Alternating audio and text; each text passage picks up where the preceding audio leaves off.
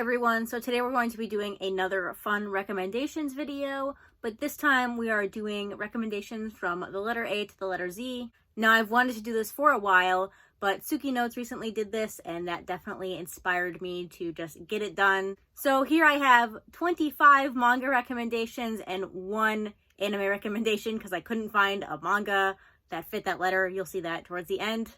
But because I do have so many recommendations to get through, they're going to be pretty short and we're going to go through them very quickly. So let's jump right in with the letter A. So for A, we have Astro Lost in Space. This is a 5-volume long sci-fi manga, sci-fi adventure manga. It follows a group of teenagers who are going to some kind of space camp and they end up transported into nowhere, basically, into space, and they don't know where they are and they have to figure out how to get home. This one was really great. Even though it's only 5 volumes, I was definitely very attached to the characters and I liked the story. And it's a nice little 5-volume series if you're looking for something short. For B, we have Blue Giant. This is about a boy who ends up learning how to play the saxophone and kind of falling in love with jazz music. This first arc kind of follows him throughout his starting point and his journey in Japan, starting a band.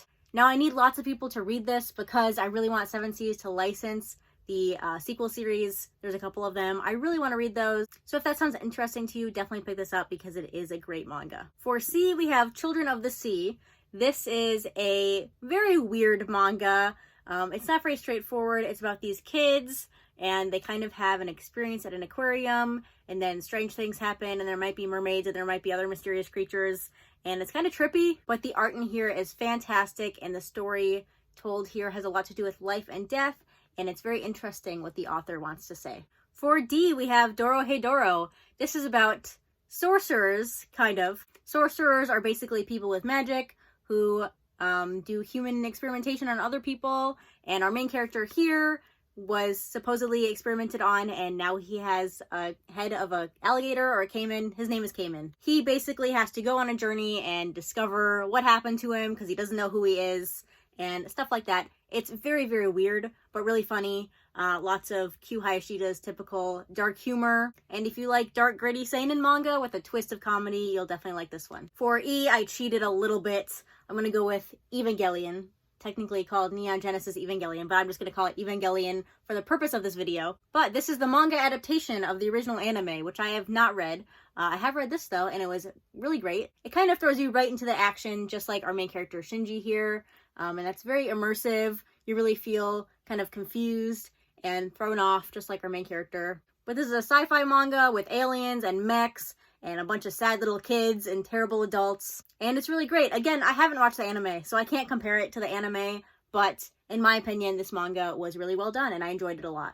For F, we have Flowers of Evil. This is basically Shuzo Oshimi's magnum opus, although now Blood on the Tracks might become the new one. But this is a really dark and twisted kind of coming-of-age story. It deals with bullying and some other pretty dark topics. This is not my personal favorite Shuzo Oshimi work, but it is pretty high up there. And it is probably where I would recommend starting if you're looking to get into Shuzo Oshimi's works. Or if you're just looking for a dark thriller manga, this one will be very good. For G, we have Goodbye My Rose Garden. This is a historical Yuri manga focusing on one of these girls as a novelist. However, it doesn't really work out, so she ends up being employed as this woman's maid, and then this woman asks her to kill her. And it's just a 3-volume long Yuri manga. It is very well done. It doesn't overstay its welcome. It has some beautiful art, and overall it's just a very well done manga. Definitely one I would recommend if you're looking for Yuri manga. I don't hear this one talked about too much, but it is very well done. For H, we have Hikaru no Go. This is a manga about this boy who learns these sports or the board game of Go. And it's basically a sports manga about that. He is also kind of possessed by the spirit of Go, who is his own character. There's also a rival character, and that rivalry is really well done. And yeah, overall, a great sports manga that's a little bit different from your volleyball, basketball, soccer manga. The ending left a little bit to be desired, and I do know that these volumes are a little bit difficult to collect, but you can read it all on the Shonen Jump app if you want to just read it. Next, for I could have chosen quite a few manga, but I decided to go with a recent read, and that is I Want to Be a Wall. This follows this woman here who is asexual, who really likes reading BL manga, and this gay man right here who is in love with his childhood friend, and they basically get married out of convenience. They don't really know each other beforehand, so it's really about them getting to know each other, learning about each other's lives, stuff like that. It's very good. It's a really bittersweet manga, but I definitely enjoyed this first volume, especially for the aromantic asexual representation that you basically don't see anywhere. You see it here though, and I appreciate that.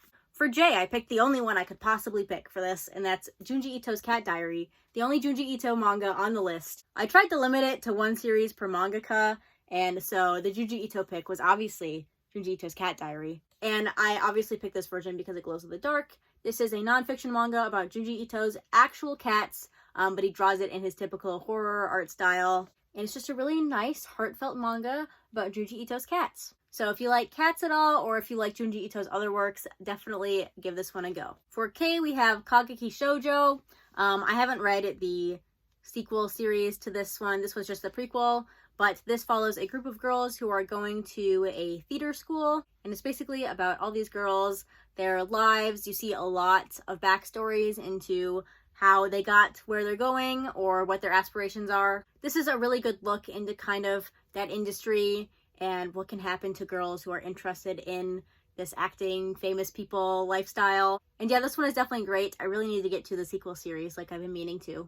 For L, we have Land of the Lustrous. This is about these gems who live in this interesting land, and they are basically being attacked by what I would describe as aliens, but they're called Lunarians. And yeah, this has a good mix of action and emotion, some really interesting arts. The covers especially are gorgeous. I think it recently came off hiatus in Japan, so hopefully we'll get some more volumes relatively soon if Kodansha decides to bless us with more manga. But what we do have in English so far is really good. For M, we have Mermaid Saga. This is a manga by Rumiko Takahashi. And basically in this world, if you eat the flesh of a mermaid, supposedly you can become immortal, but you also risk becoming deformed and a monster. And I would recommend this to fans of horror manga, actually.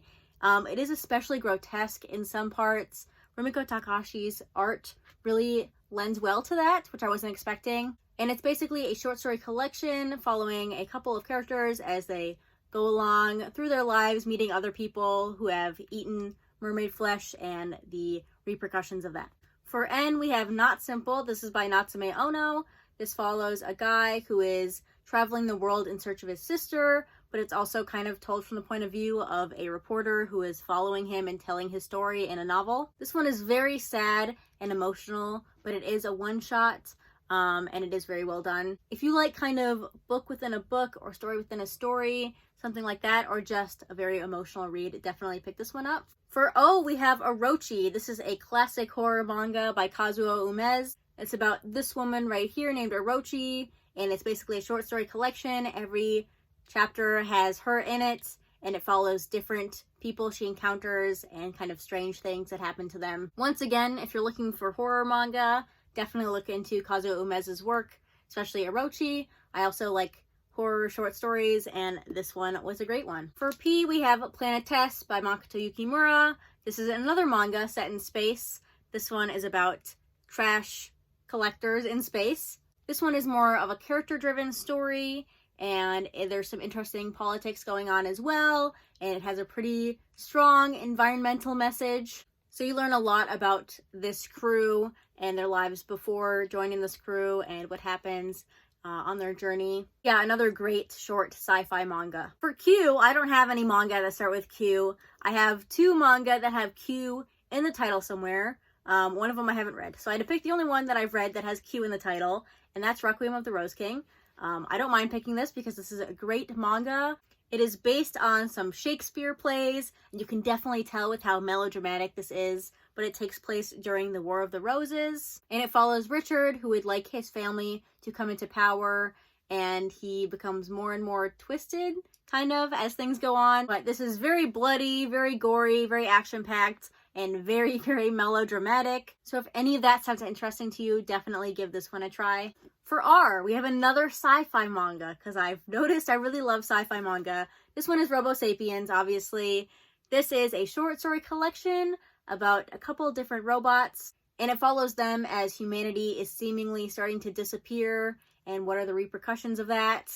I love manga that explores the separation between robots and humanity, or the lack thereof. And this one does it very, very well. It has a really interesting art style, and I would highly, highly recommend this to anyone. It's just a single volume, so definitely give it a shot. For S, we have Summertime Rendering. This is a mystery thriller manga. It follows our main guy here, who is returning to his home island to attend the funeral of his childhood friends. However, during this, he ends up being wrapped up in this kind of really dark time loop situation with monsters and death and blood and all that good stuff.